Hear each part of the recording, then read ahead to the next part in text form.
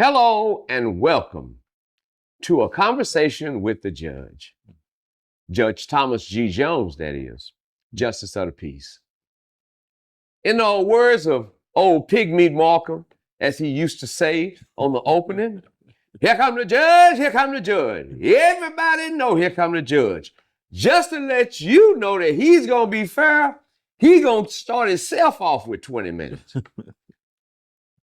Gavel dropped. Judge Thomas G. Jones, 3 decades of service, legacy, but most of all, productivity. Judge, there's not very many situations politically, socially, culturally that you have not been involved in. You've worked everywhere from the school board as a school board member elected, and you've been a business owner in our community. You got skins on the wall, not just as an elected official, but as a citizen, a productive private citizen, business owner citizen.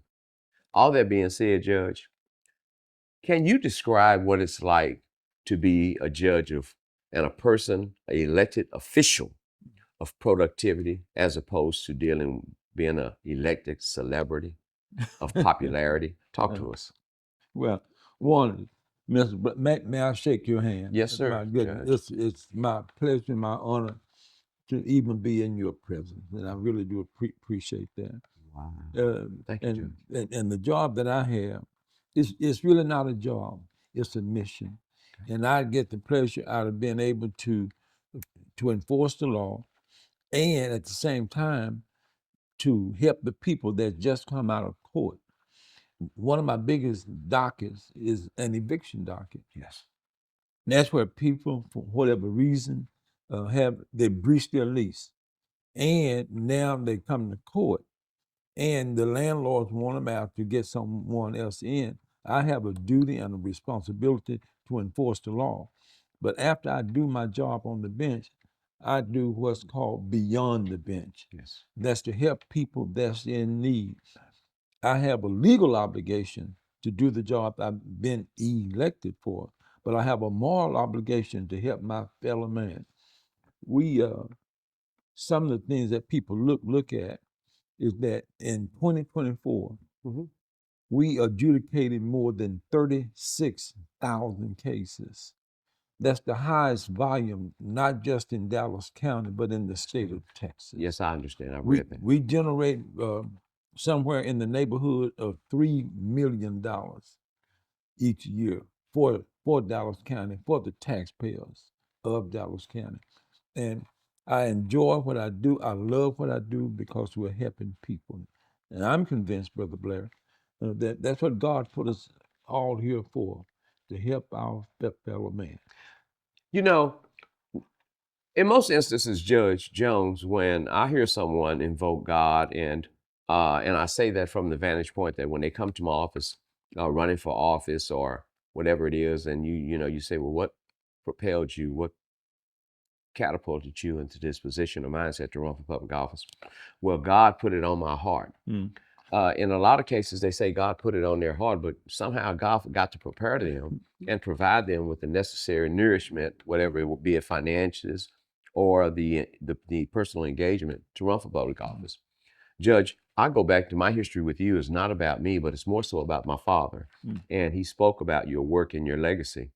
But Judge, again, I hear people invoke God, but Judge, you have the stones and the groundwork to speak in that narrative. You teach Sunday school and you're very active in your church. This is nothing new, not because you're running for public office, but as a component of being in public office to have a good spirit of stewardship. Talk about that. Well, Brother Blair, had it not been for the grace of God, Yes, sir. I would not be able to do the job that I do each and every day. The patience that it takes, the interest that it takes. One of the things that I pray for each and every day, I pray for patience, understanding, love, and confidence that would help me to do the job that God would have me to do. I agree with you. Some politicians use God in a very lightly way and not sincere. And they say, God told me to run.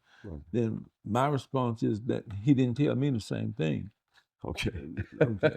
Absolutely. So God should be talking to both of us. Yes, sir. I don't mind being challenged, but I always ask, what's the reason? And Yes, sir. Brother Blair, no one on this green earth can outwork me in terms of doing the job that I do. They can't outwork It's me. good to know, and that is seen. It's evident in your work. Yes, sir. Judge, oftentimes in our community, there are those who have become elected officials and they've pivoted from being an elected official to being an elected celebrity. Mm. And I can personally attest to, this is not a Pat Judge Jones on the back interview. This is more an accounting of what he has done and what he has been in our community by virtue of sweat equity and productivity. Judge Jones, you've shown up in the community, and this is over the years. This is not recent, but you were always in the pauper's place. Mm. You were over here with the regular fellows. You were over here with the average Joes. As my daddy say, the average people. You didn't stand above and look out. You stood amongst so that you could stay relevant, have a perspective of what's going on in the community. And again, I have to go back to the foundation that you poured by being on the school board, that you were an advocate for children and for taxpayers, and to make sure that those two met in the middle, that the kids were the byproduct of it. Judge, you're on the court bench, and yes, there is evictions and things of that nature. But right as they go out the door, you're the first one, because I've been in your court, to recommend and encourage them to talk to those people at the table out there and put the case number on there, whatever it is, to make sure that they could move along in terms of, after being evicted, what they could do, or to stifle the eviction.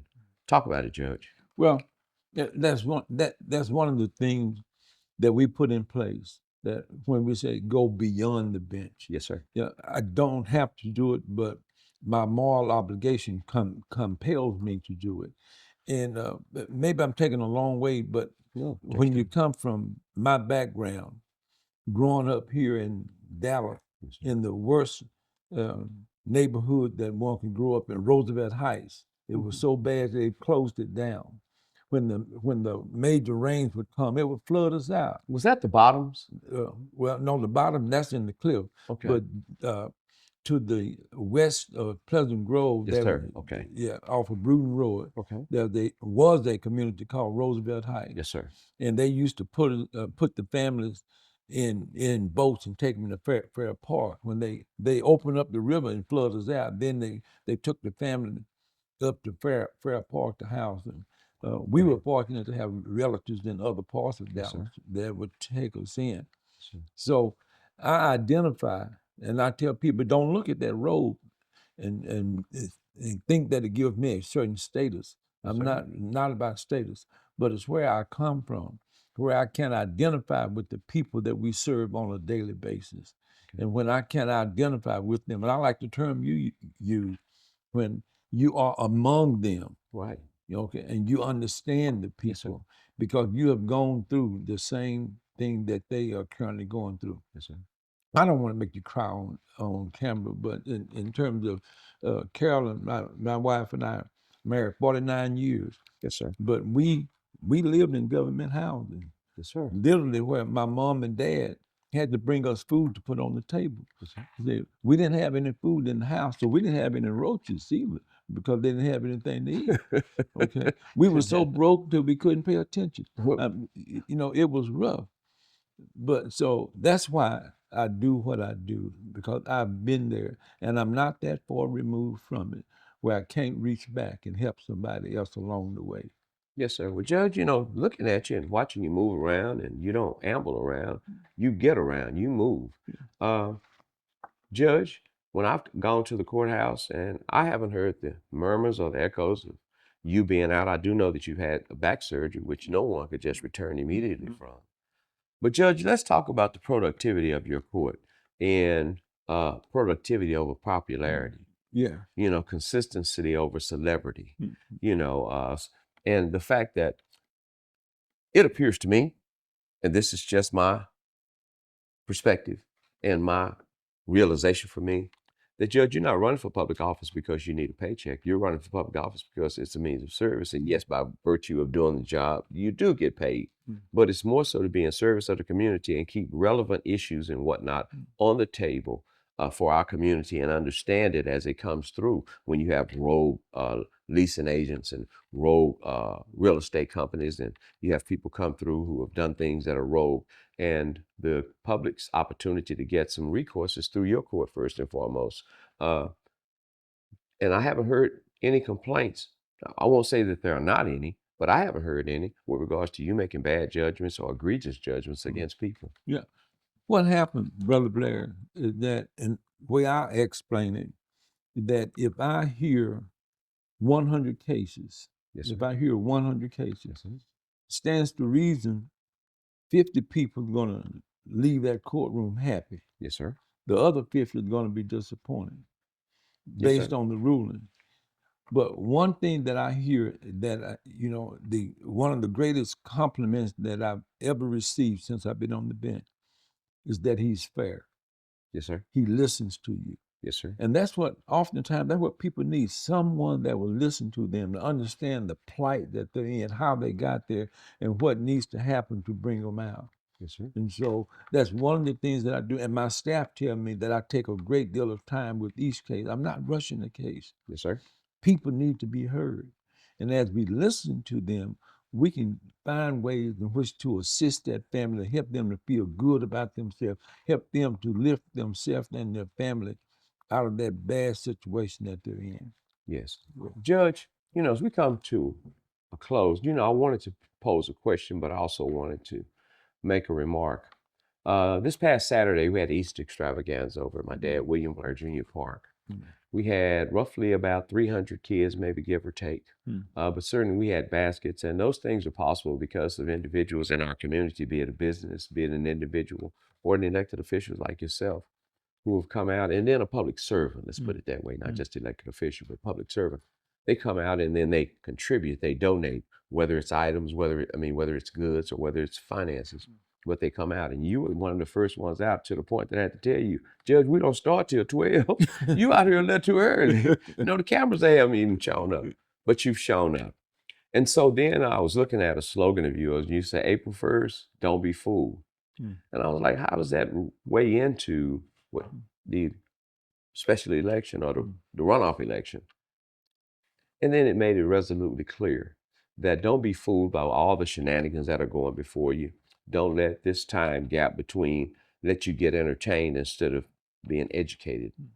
May 18th is the start of early voting, and Right. May 26th is the day of voting. Yeah.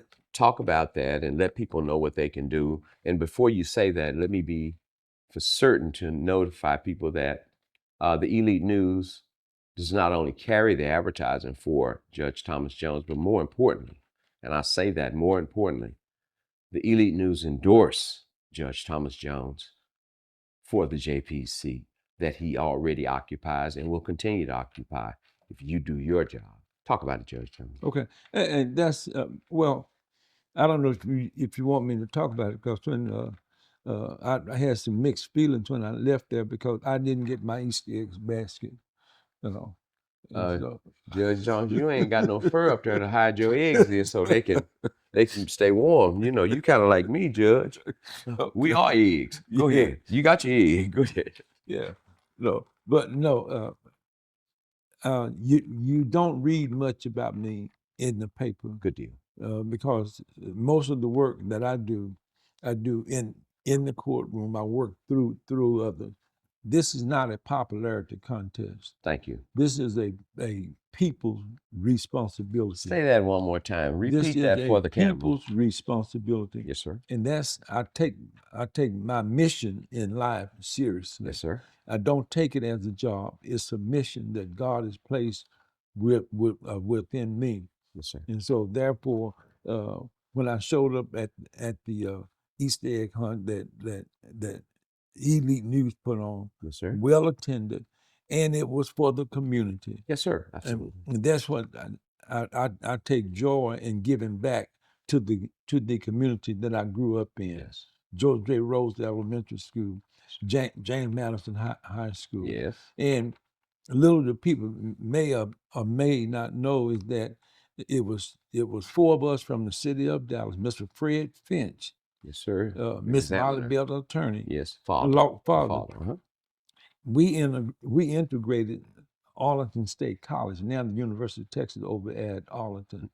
It was 4 of us. Wow. Jimmy Oliver, Clyde Clark, and Roy Lee Williams, and myself.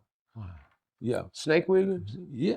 Didn't know that. Go Yeah. ahead. You just And we did it for the community. Yeah. And that's what my mission is all about, helping people. You know, it's oftentimes as we close this out, oftentimes we've become so enamored with what is going on lately that we forgot what poured the foundation for us to be in this particular position or at this point. And it is pivotal that, you know, as Judge talks about Roosevelt Heights and where I thought I knew something, I just learned something. And thank you for, I'll go do further research and not question you, but No, to that's educate fine. myself Yeah. that I might be able to pass that along. But what you're looking at is legacy. And we oftentimes in our community and in our culture, past the community, but in our culture, that we forget whose shoulders we stand on, the work that was done before us, that we might be able to walk into this moment without preparation, but with reception. Judge, I want to thank you for your legacy, the legacy of work you've done and you're doing and you will continue to do. I want to thank you for remembering where you came from and where it is that your fruits are bountiful. The community is greater because of individuals like yourself that not only have a position representing the public and having the public trust, but you speak for the public aside from being on the bench when there are issues of social and cultural matters and it scars us. You'll have a voice and opinion, and most importantly, you take a stance. And so we're grateful for that. I'm grateful for it. I look forward to May 26th that we can get this day over and you can move on. Yes, sir. Because that's what's going to happen. I look for you to win this election, and I don't want to early speak. I'm speaking solidly. I look for you to move on in this election and be back on the bench. So, U-Haul, there's another person that's waiting for you to pack up their things and you can help them collect their signs when this event's over. Judge Jones, thank you very much. God bless. You too. And so until next time, starting May 18th, all the way to May 26th, Judge Jones will be grateful for your vote and your continued support. And I just tell you one thing. You know what he wants you to do and what you gotta do? Get it on your mind. God bless and God keep is my prayer.